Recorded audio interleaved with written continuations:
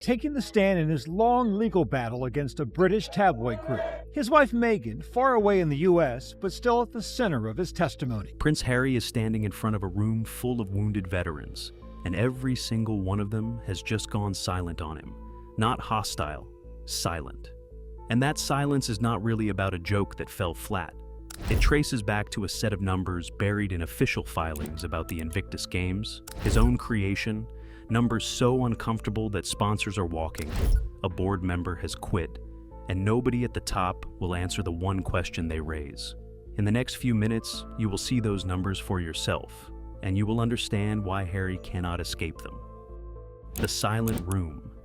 Security has always been so important for Harry, and he's stressed this throughout the negotiations. But this will be extremely costly. This was supposed to be his moment, the one-year countdown to the Invictus Games coming home to Britain.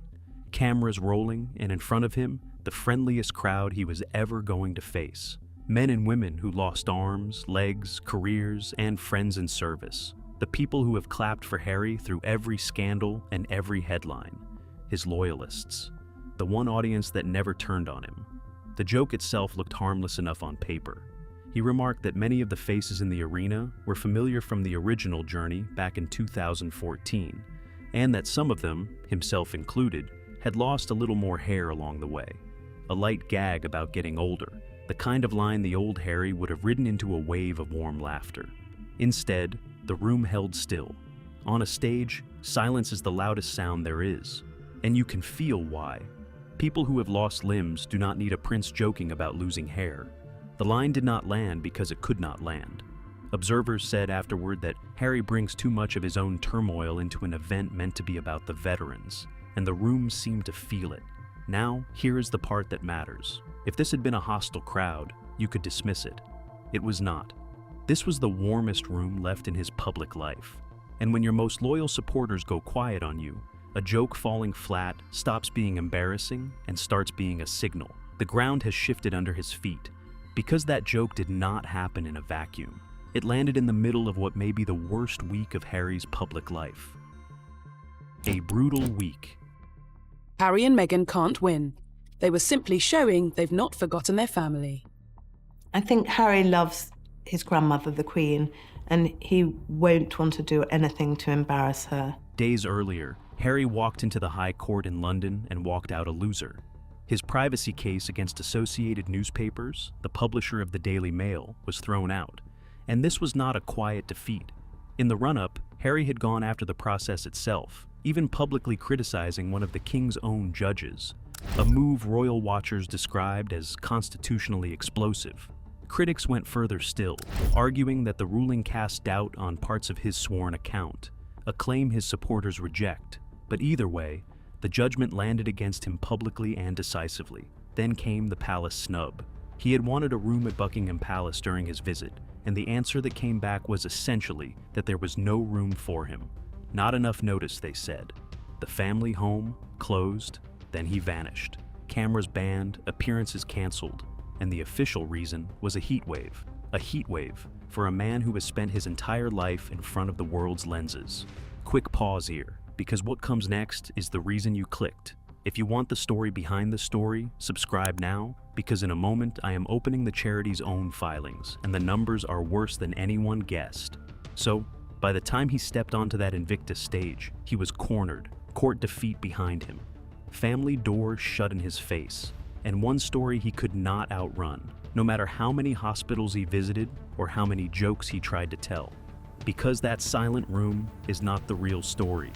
The real story is a financial filing that finally opened the books on where the Invictus money has been going. Follow the money. Just days before their royal status was officially due to end, Harry and Meghan's plans changed. As US borders threatened to close amidst the coronavirus breakout, Harry, Meghan and Archie made a dash for California. Start with the games themselves. Invictus is coming to Birmingham in July 2027, and by every estimate circulating, staging it will cost somewhere between 30 and 60 million pounds. The working figure most analysts land on is about 45 million. So how much has actually been raised from private sponsors with just over a year to go?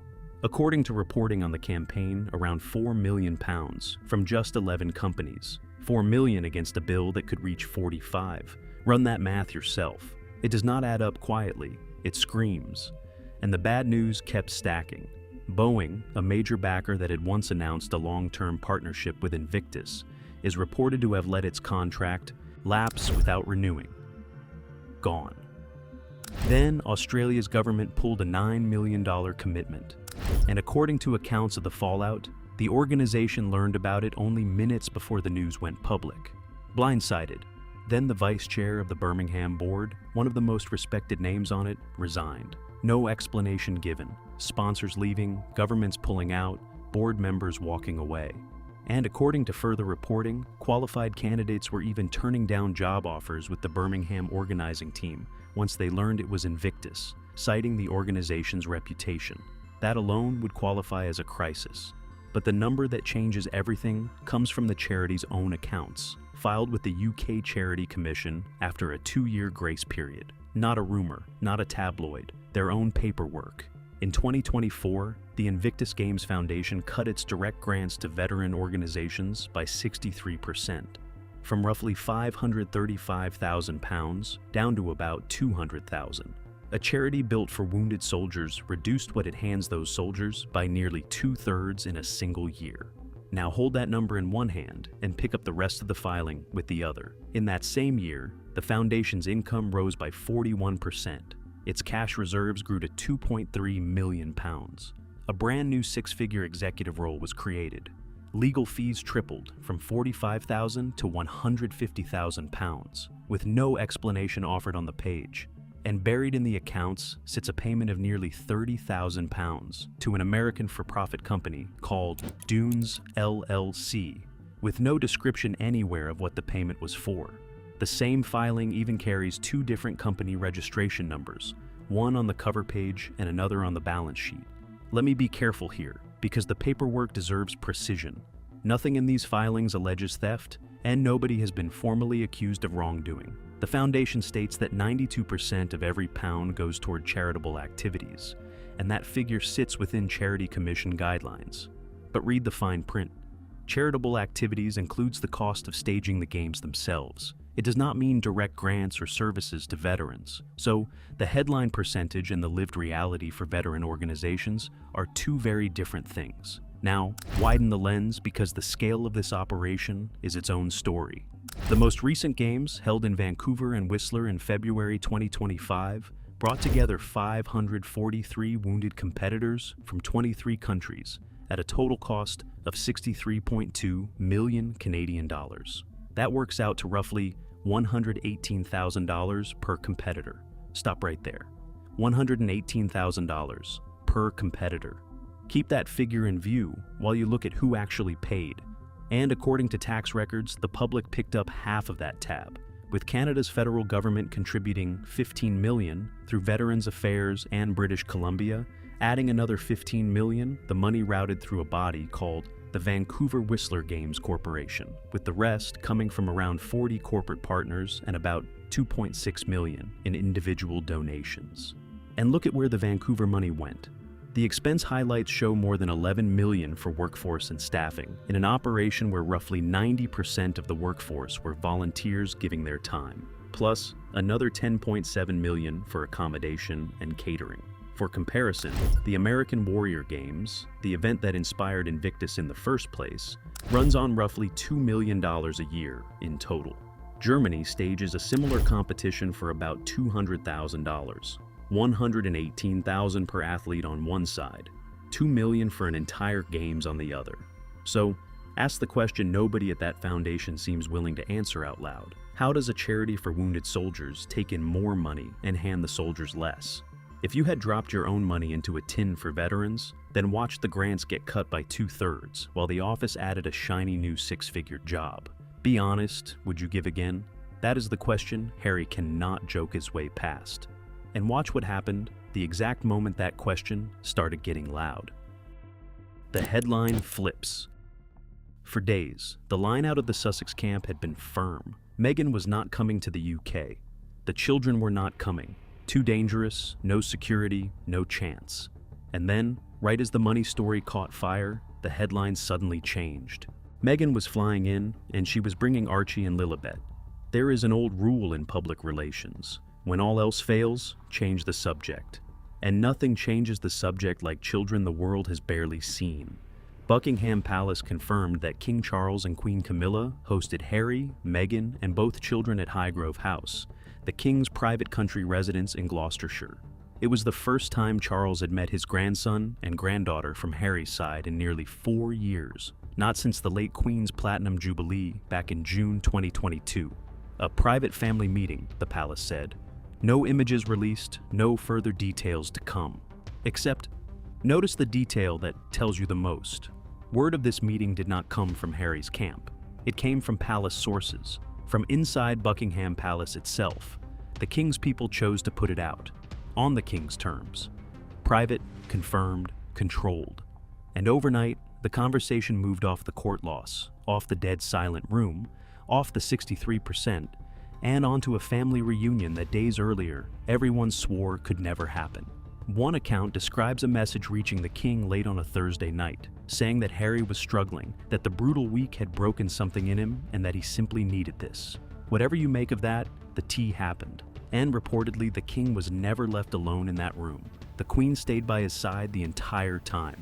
These are not people who trust easily anymore. And look at who was missing entirely, Prince William, the heir. While his father sat down with Harry, William was at a charity polo match in Windsor, Catherine beside him, as far from Highgrove as duty would allow. That absence reads like a message all on its own. Then there is the counterpoint that cuts deepest, and it has nothing to do with the royals. Meghan's own father, Thomas Markle, has reportedly never met these children, not once. One grandfather receives them at a royal country estate. The other, the one with no title and no palace, waits for a phone call that has never come. For a lot of people watching, that single contrast said more about this couple than any speech ever could. Father or fool. Here is the real danger, and it is not danger for Harry, it is danger for Charles. Because plenty of people looked at that meeting and did not see warmth. They saw a king who, days after his son publicly attacked the courts and the family, opened his door anyway. A king who can be reached by a late-night message, and a king who can be reached that way, some fear, is a king who can be managed. If Harry now believes Charles will bend, how long before he believes William will bend too? To long-time royal watchers, this was not just one cup of tea. It looked like the first crack in a much bigger door. Charles may have believed he was simply being a father, but he may also have handed his youngest son the one thing money could not buy this week: a way back in, a softer headline, a story to bury the filings. And yet the filings are still sitting there. The man who built the Invictus games to lift up the wounded still has not answered the simplest question about them. Where did their money go? Until he answers it, the pressure does not ease, it builds. So now I am putting it to you. Was Charles being a father, or was he being a fool? Drop your answer in the comments, because I read every single one. And if you want to keep following the money, the filings, and the palace moves nobody else will touch, subscribe, and turn on notifications, because this story is far from over.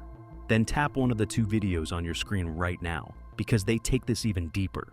Let's keep going.